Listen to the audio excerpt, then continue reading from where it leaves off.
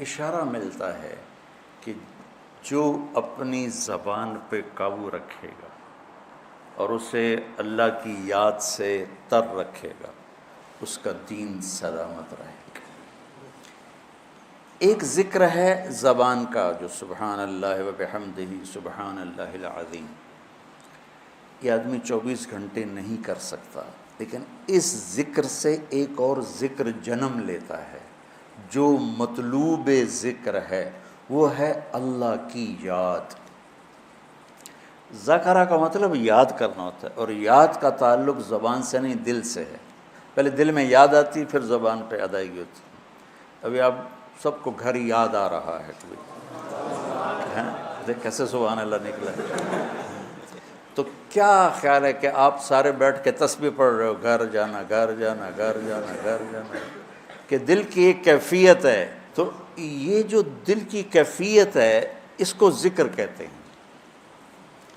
جس کو 24 گھنٹے یہ نصیب ہو جاتا ہے وہ 24 گھنٹے ذکر والا ہے، اور یہی ذکر اصل ہے۔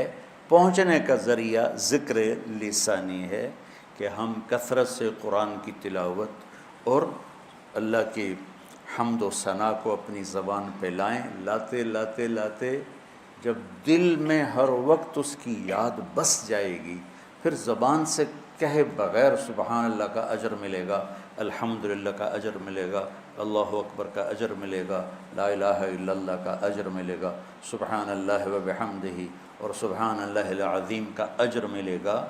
وہاں تک پہنچنے کے لیے یہ الفاظ کلمات ذریعہ اور سبب ہیں۔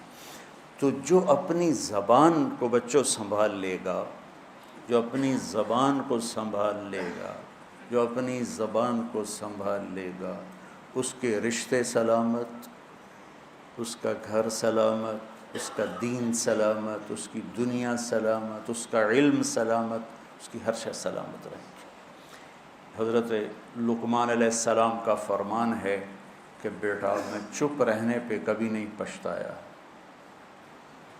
میں جب بھی پچھتایا اپنے بول پہ پچھتایا۔ تو آپ سب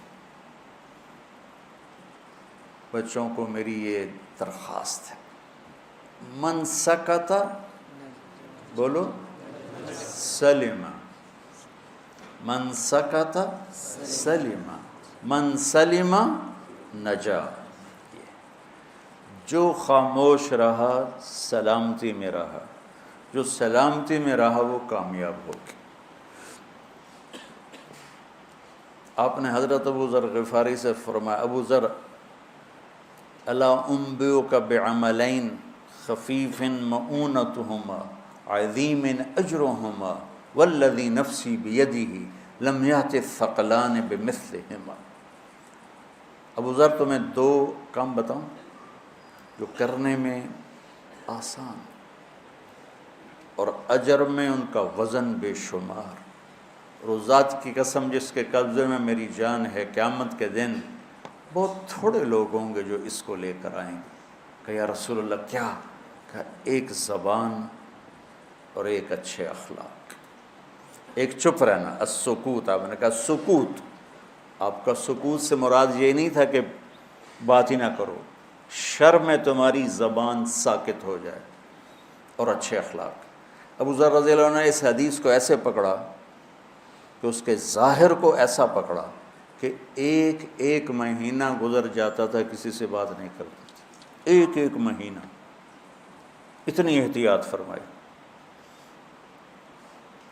اور پھر اللہ کے نبی نے کہا کہ میرے صحابہ میں 4 آدمی ایسے ہیں جن سے اللہ پیار کرتا ہے، وعلی منہم وعلی منہم وعلی منہم۔ آپ نے 3 دفعہ فرمایا، اور علی ان میں سے ہے، اور علی ان میں سے ہے، اور علی ان میں سے ہے۔ تو کون ہے یا رسول اللہ؟ آپ نے کہا علی، سلمان، ابو ذر اور مقداد۔ تو ابو ذر ایسے اوپر گئے